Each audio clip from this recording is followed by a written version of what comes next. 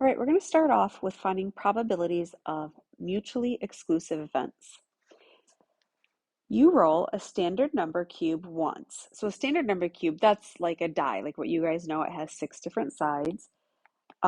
Let E represent the event, roll an even number. So event E will be rolling an even number, and then let T represent the event of rolling a 3 or a 5.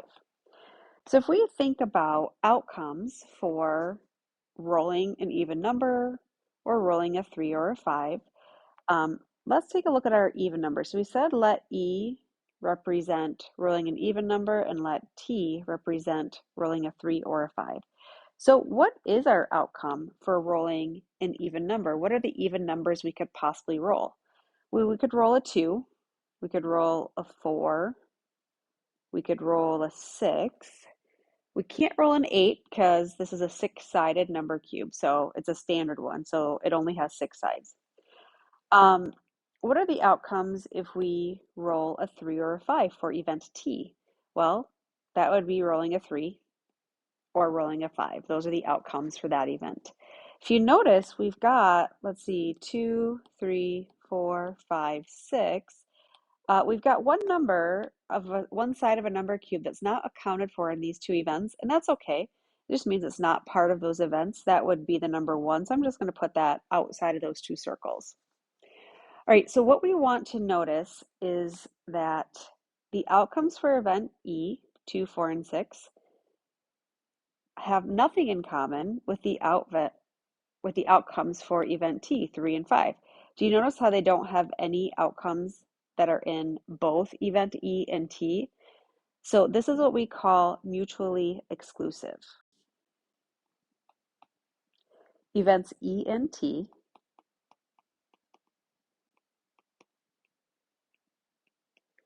are mutually exclusive.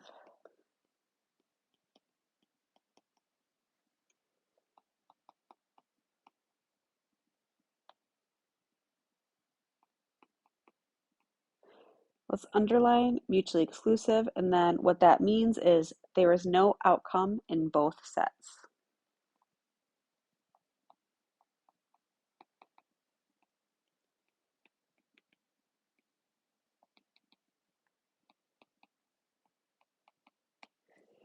All right, so part A, I guess we didn't even read what they were saying. They're asking us to find the probability that you roll an even number, one of these, or that you roll a 3 or a 5, one of these over here.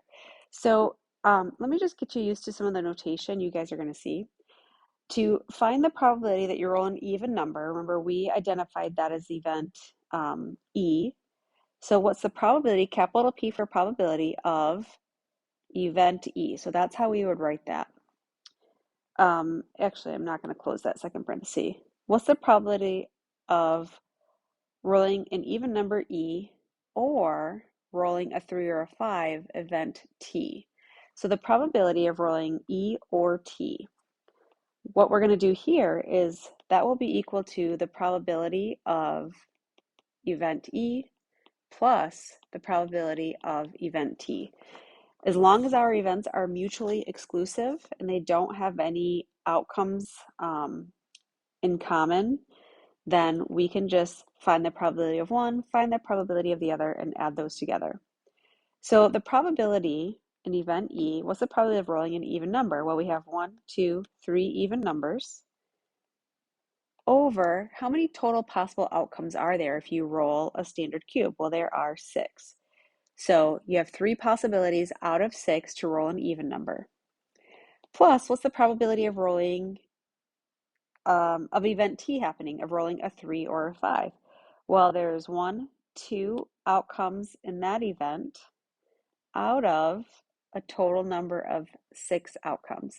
So 3 over 6 plus 2 over 6, when you're adding fractions and you've got that common denominator, you can just add the numerators, keep the common denominators the same, and the probability of rolling an even number or rolling a 3 or 5 is 5/6. All right, part B, what is the probability that you roll an even number and a 3 or a 5? So what that would look like in our notation, probability of event E happening, rolling an even number, and the probability of event T happening, rolling a 3 or a 5. Well, this is the probability that both of these are happening. So if you notice, our events are mutually exclusive. They don't have any outcomes in common.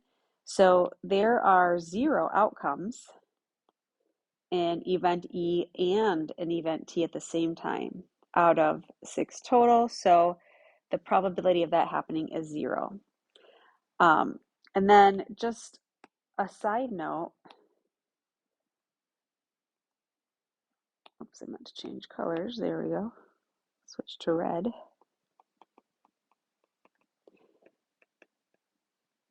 Remember, we already determined that events E and T are mutually exclusive.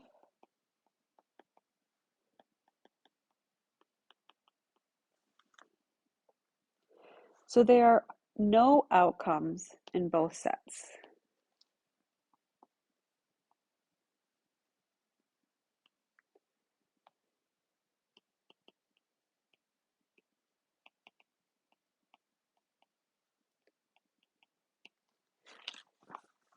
So when you have events that are mutually exclusive, if you have trying to find the probability that they are both happening, because there are no outcomes in both sets, that probability will be a 0. All right, what's the probability that you do not roll an even number?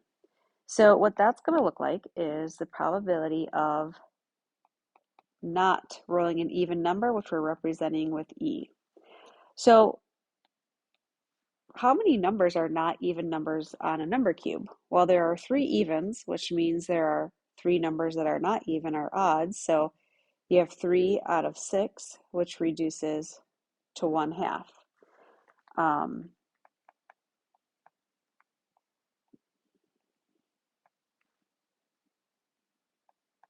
We'll just write that in.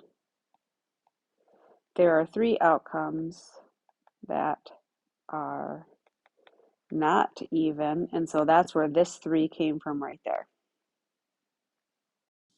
All right, so to sum up what we have seen in this lesson, or in this first example, when you have probabilities of mutually exclusive events, A and B, if A and B are mutually exclusive events, then the probability of A or B happening, one or the other, is the probability of A happening plus the probability of B happening.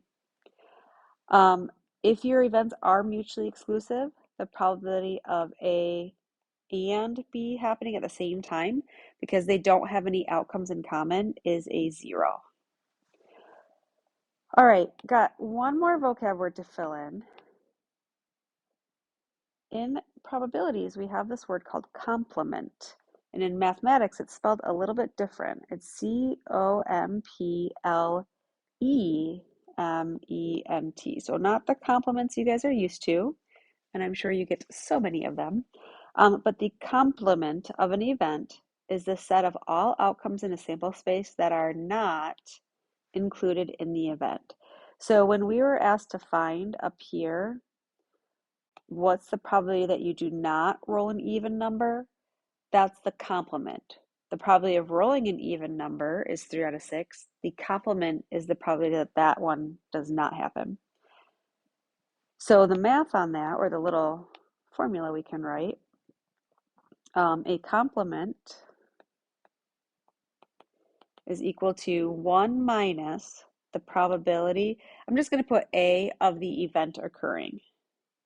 And so when we're asking for a complement, that is the probability that the event does not occur.